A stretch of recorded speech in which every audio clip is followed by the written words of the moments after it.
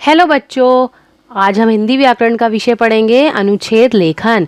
अनुच्छेद आपको कक्षा 6, 7, 8, 9, 10 में लिखने के लिए भी आ सकते हैं। बोर्ड परीक्षाओं में कक्षा 10वीं में ये पूछे जाते हैं। 5 नंबर का क्वेश्चन आता है ये। तो अनुच्छेद लेखन हमारे लिए बहुत ज़रूरी है।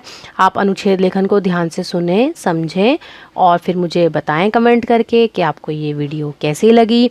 अनुच्छेद लेखन की परिभाषा देखते हैं। किसी एक भाव या विचार को व्यक्त करने के लिए लिखे गए संबंध और लघु वाक्य समूह को अनुच्छेद लेखन कहते हैं। दूसरे शब्दों में किसी घटना, दृश्य अथवा विषय को संबंधित किंतु सारगर्भित ढंग से जिस लेखन शैली में प्रस्तुत किया जाता है उसे अनुच्छेद लेखन कहते हैं। अनुच्छेद शब्द जो है क्या है, इंग्लिश में क्या बोलते हैं उसको, पैराग्राफ। जैसे हम कहते हैं ना इंग्लिश में लिखते हैं पैराग्राफ राइटिंग, ऐसे हिंदी में हम क्या लिखते हैं, अनुच्छेद लिखते हैं।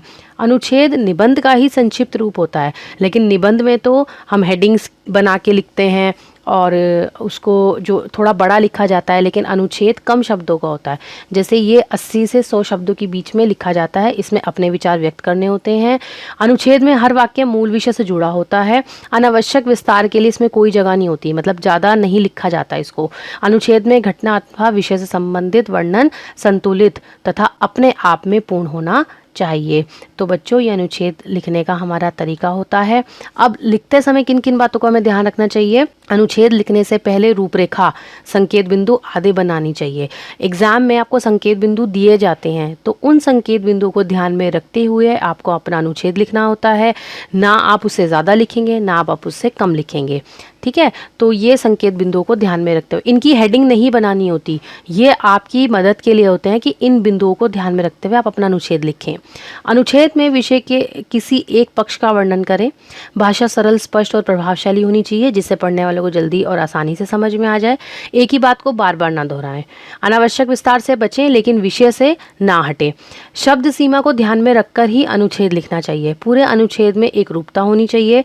विषय से संबंधित सूक्ति अथवा कविता की पंक्तियों का प्रयोग भी कर सकते हैं। जैसा मैंने आपको निबंध में भी बताया था कि आप किसी लेखक की कोई पंक्तियां या कवि की कविताओं की पंक्तियां या सूक्ति या कोई स्लोगन, कोई नैतिक मूल्यों से संबंधित कोई बात या जो भी विषय आपको दिया गया उससे संबंधित यदि किसी प्रसिद्ध लेखक की कोई कवि लेखक की जो पंक्तियां हैं आप उसमें लिख के अपने निबंध को और ज़्यादा आकर्षक बना सकते हैं। इसी तरह अनुच्छेद में भी आप सूक्ति और पंक्तियों का प्रयोग कर सकते हैं। बीच में कर सकते हैं, शुरुआत में कर सकते हैं और इसका अंत करते हुए भी आप इन पंक्तियों को इस्तेमाल कर सकते हैं।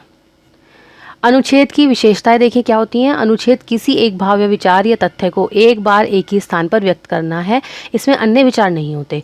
अनुच्छेद के वाक्य समूह में उद्देश्य की एकता रहती है, अप्रासंगिक बातों को हटा दिया जाता है। अनुच्छेद में सभी वाक्य एक दूसरे से गठित और संबंध होते हैं, मतलब एक दूसरे पर आधारित होते हैं। अनुच्छेद एक स्वतंत्र और पूर्ण रचना है, जिसका कोई भी वाक्य अनावश्यक नहीं होता।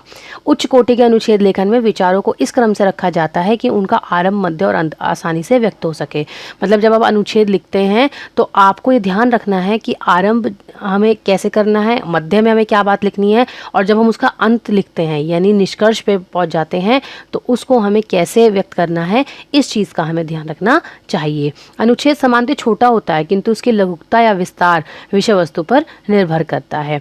बोर्ड परीक्षाओं में आपको विषय दिया गया होगा, संकेत बिंदु दिए गए होंगे और उसमें आपको 80 से 100 शब्दों के बीच में अपना अनुच्छेद लेखन करना होता है। यहाँ उदाहरण के तौर पे मैंने आपको देखो एक अनुच्छेद दिया है जिसको आप आसानी से समझ सकते हैं। देखिए, यदि हमारे पास विषय आया है कि समय किसी के लिए नहीं रुकता, ठीक है, और बीच में देखिए मैंने 2 लाइन इसकी ऐड भी कर दी हैं, जो पंक्तियाँ हैं कि काल करे सो आज कर, आज करे सो अब, पढ़ में पढ़ ले होएगी, बहुरी करेगा कब। तो इससे देखो देखने में भी और पढ़ने में ये थोड़ा सा आपको आकर्षक लगता है। तो इस तरह से बच्चों आप अपने अनुच्छेद को कर सकते हैं। आपको मेरी वीडियो कैसी लगी मुझे बताएं। मेरे चैनल को सब्सक्राइब करें, लाइक करें, शेयर करें ताकि और बच्चे भी समझ सकें।